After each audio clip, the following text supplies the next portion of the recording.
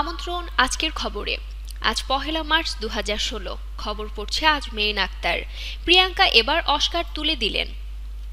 বলিউড তারকা প্রিয়াঙ্কা চোপড়া প্রথমবারের মতো অস্কারের মঞ্চে উঠলেন। পূর্ব পরিকল্পনা অনুযায়ী অনুষ্ঠানে একজন বিজয়ীর হাতে একটি পুরস্কারও তুলে দেওয়ার কথা ছিল তার।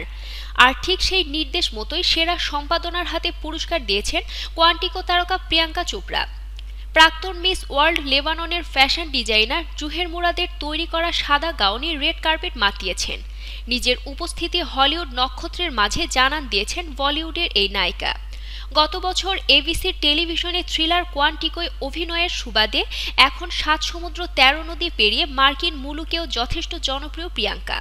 তিনি এবার জানুয়ারি মাসের পিপল চয়েস অ্যাওয়ার্ডে সেরা অভিনেত্রীর খেতাব পান। আর সেই থেকেই হলিউডে যথেষ্ট জনপ্রিয় প্রিয়াঙ্কা চোপড়া।